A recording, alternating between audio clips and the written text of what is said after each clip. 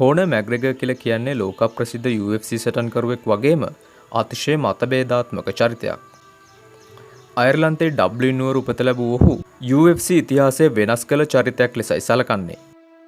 Dragon combat තුලින් අද අපි කතා කරන්නේ කෝනර් මැග්‍රෙගර් සම්බන්ධව ඊතරම් ප්‍රසිද්ධ නොවුණු අප්‍රකට කාරණා කීපයක් ගැනයි.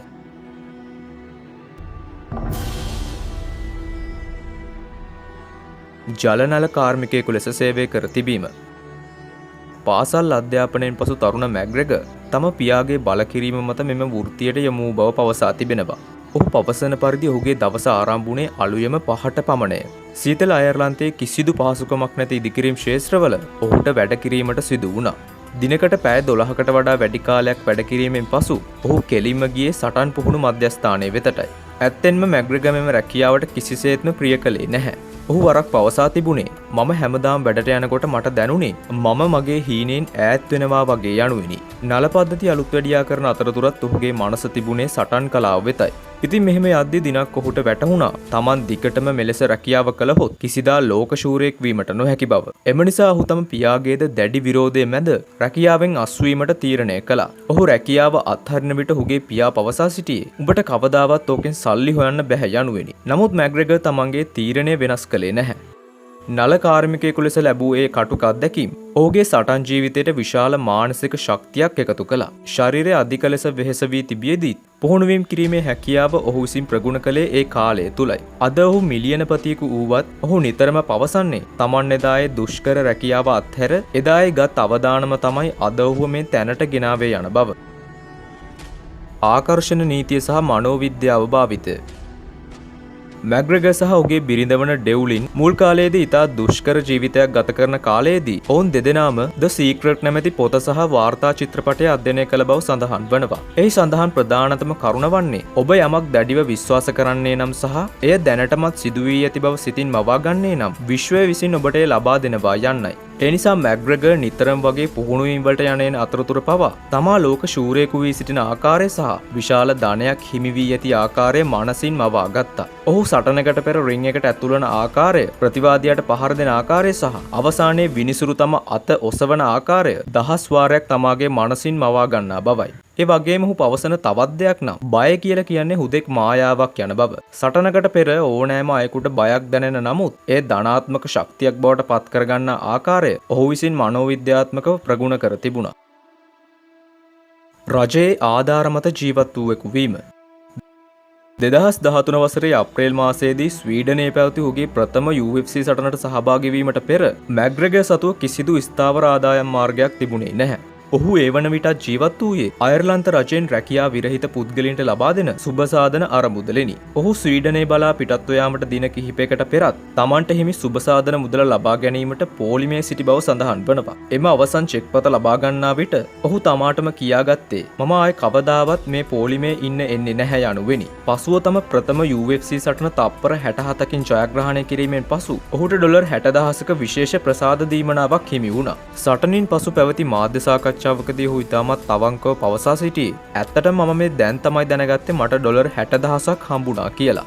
මම මීට දින කීපයකට කලින් හිටියේ රජයේ ආධාර පොලිමේ. දැන් මම හිතනවා මට මොනවාරි හොඳ දෙයක් කරන්න පුළුවන් වෙයි කියලා යනුවෙනි. ඉතින් මේ දුෂ්කර කාල සීමාව පුරාවටම ඔහුගේ බිරිඳ ඔහුට විශාල ශක්තියක් වුණා. ඇය රැකියාවකද නිරත වෙමින් මැග්‍රෙගර්ට අවශ්‍ය පෝෂ්‍යදායී ආහාර සහ පුහුණුවීම් සඳහා අවශ්‍ය වියදම් සපයා දුන්නා. මැග්‍රෙගර් නිතරම පවසා සිටින්නේ තමා අද සිටින තැනට තම බිරිඳගේ කැපවීම ඍජුවම බලපෑ බවයි. පාපන්දු ක්‍රීඩාවට ඇතිලැදියාව. මැග්‍රෙගර් කුඩා කාලයේ සිටම පාපන්දු ක්‍රීඩාවට දැඩිව ඇලුම් කළ අයෙක්. ඔහු අයර්ලන්තයේ ලුසින් කියන ප්‍රදේශයේ ලූඩ් සෙල්ටික් නමින් හැඳින්වූ ෆුට්බෝල් ක්ලබ් එක වෙනුවෙන් ක්‍රීඩා කළ බව සඳහන් වනවා. ඔහු විසින් එහිදී ඉදිරිපෙළ ක්‍රීඩකයෙකු ලෙස කටයුතු කළ අතර ගෝල ලබා ගැනීමේ සහජ දක්ෂතාවයක් ඔහුට තිබුණා. ඔහුගේ එවකට සිටි පුහුණුකරුවන් පවසන්නේ ඔහු ඉතා වේගවත් මෙන්ම ජයග්‍රහණය වෙනුවෙන් ඕනම කැපවීමක් කරන ක්‍රීඩකයෙකු බවයි. ඔහුට පාපන්දු ක්‍රීඩාවෙන් ඉදිරියට යාමට අවස්ථාව තිබුණත් ඔහුගේ සැබෑ ඉලක්කය සහ සිහිනය වී තිබුණේ සටන් ක්‍රීඩකයෙකු වීමටයි. ඔහුගේ පාපන්දු ලැබියාව නිසාම පසුකාලීනව ලොව සුපිරි පාපන්දු තරුවක් වන ක්‍රිස්ටියානෝ රොනාල්ඩෝ සමගද ළඟින්ම ආශ්‍රය කිරීමට ඔහුට අවස්ථාව ලැබුණා. රොනාල්ඩෝ වරක් මැග්‍රෙගර්ගේ පුහුණු කඳවුරකට පවා පැමිණි අතර ඔවුන් දෙදෙනාම එකිනෙකාගේ කැපවීම සහ විනය අගය කරනු ලබනවා. ලොව වැඩිම ආදායමක් උපයන ක්‍රීඩකයා බවට පත්වීම. මැග්‍රෙගර් ලබාගත් විශාල ජයග්‍රහණයක් තමයි 2021 වසරේදී ලොව වැඩිම ආදායමක් ඉපයූ ක්‍රීඩකයා ලෙස ඉතිහාසගත වීම. මේ සටන් කලාවට සම්බන්ධ ක්‍රීඩකයෙකුට එතරම් පහසුවෙන් ලැබෙන ජයග්‍රහණයක් නොවේ. 2021 මැයි මාසයේදී ෆෝබ්ස් සංගරාව නිකුත් කළ වාර්තා අනුව මැග්‍රෙගර් වසරක් තුල උපයා ඇති මුදල ඇමරිකානු ඩොලර් මිලියන 180ක් පමණ වනවා. මෙහි විශේෂත්වය වන්නේ ලොව සුපිරි පාපන්දු තරුණ ලයනල් මෙසි සහ ක්‍රිස්ටියානෝ රොනාල්ඩෝ වැනි දැවැන්තයින් පවා ඔහුට පිටුපසින් සිටීමයි. ඔහු විසින් මෙම විශාල මුදල ඉපයුවේ සටන් කිරීමෙන් පමණක් නෙවෙයි. ඇත්ත වශයෙන්ම ඔහුගේ ආදායමෙන් වැඩි ප්‍රමාණයක් ලැබුණේ ඔහුගේ ව්‍යාපාරික දක්ෂතාවය නිසාවෙනි. උදාහරණයක් විදිහට ඔහු විසින් ආරම්භ කරන ලද විස්කි නිෂ්පාදන සමාගමක බහුතර කොටස් විකිණීමෙන් ඔහු ලැබූ විශාල ලාභය දක්වන්න පුළුවන්. UFC හෝ MMA ඉතිහාසයේ සටන්කරුවෙකු ෆෝබ් ලැයිස්තුවේ අංක 1ට පත් වූ ප්‍රථම සහ එකම අවස්ථාව මෙයයි. සටන් කලාව හුදෙක් ක්‍රීඩාවක් ලෙස පමණක් නොව ඒ මහා පරිමාණ ව්‍යාපාරයක් බවට පත් කළ හැකි බව ඔහු ලොබටම ඔප්පු කර පෙන්වුවා. බොක්සින් සහ MMA ඉතිහාසය වෙනස් කිරීම 2017 වසරේදී කෝනර් මැග්‍රෙගර් ලොව අපරාජිත සුපිරි බොක්සින් ක්‍රීඩක ෆ්ලොයිඩ් මේවෙදර් සමග බොක්සින් තරගයකට පිවිසුණා. කිසිදු වෘත්තීය බොක්සින් අත්දැකීමක් නොමැති MMA සටන්කරුවෙකු ලොව දක්ෂතම බොක්සින් ක්‍රීඩකයා සමග සටන් කිරීම මුළු ලෝකෙම මවිතයට පත් කළ සිදුවීමක් වුණා. මෙම සටනින් මැග්‍රෙගර් පරාජය වුවද ඔහු විසින් එම තනි සටනින් පමණක් ඩොලර් මිලියන 100කට අධික මුදලක් උපයා ගනු ලැබුවා. ඒ වගේම මැග්‍රෙගර් කියලා කියන්නේ බොක්සින් සටන් තාක්ෂණය සහ MMA සටන් තාක්ෂණය ඉතා දක්ෂ ලෙස මුසු කළ අයෙක්. ඔහුටම ආවේනික වූ ඇවිදීමේ ක්‍රමය මැග්‍රෙගර්ගේ තවත් සුවිශේෂී කරුණක් වන්නේ ඔහුගේ ප්‍රසිද්ධ බිලියනර් ස්ට්‍රට් හෙවත් ෆයිටින් රින් එක මත ඇවිදින සුවිශේෂී විලාසිතාවයි. මේ අද වන විට ලෝපුරා ක්‍රීඩකින් සහ රසකයින් අතර අතිශය ජනප්‍රිය සංකේතයක් බවට පත් වී තිබෙනවා. බොහෝ දෙනෙක් සිතන්නේ මේ මැග්‍රෙගර් විසින් නිර්මාණය කරන ලද්දක් බවයි. නමුත් ඇත්ත වශයෙන්ම මෙහි ගෞරවය හිමිවන්නේ WWE ප්‍රධාන විධායක නිලධාරී වින්ස් මැක්මහන් මහතා හටයි. මැග්‍රෙගර් විසින් වින්ස්ගේ සුවිශේෂී ඇවිදීමේ විලාසය තමාටම ආවේනික ලෙස වෙනස් කරගෙන UFC කරලියට රැගෙන ආවා. විශේෂයෙන්ම දෑත් දෙපසට පද්දමින් පපුව ඉදිරියට දමා ඉතා උචාරුවෙන් කරන මෙම ඇවිදීම මගින් ප්‍රතිවාදියාට පෙන්වන්නේ තමා තුළ ඇති අසීමිත ආත්ම විශ්වාසයයි. ඔහු පවසන්නේ රින් එකට ඇතුළු වන විට තමා බිලියනපතියෙකු ලෙස හැඟෙන බවත් මුළු ලෝකයම තමා සතු බවත් මෙම ඇවිදීමෙන් නිරූපණය වන බවයි. සටන් කලාවේදී බොඩි ලැන්ග්වේජ් හෙවත් ශරීර භාෂාව කියලා කියන්නේ ඉතාමත් වැදගත් කාරණාවක්. මැග්‍රෙගර් විසින් මෙම ඇවිදීම භාවිතා කරන්නේ සටන ආරම්භ වීමටත් පෙර තමා ජයග්‍රහණය කර ඇති බව පෙන්වීමට මේ ඔහුට මහත් උපකාරයක් වුණා.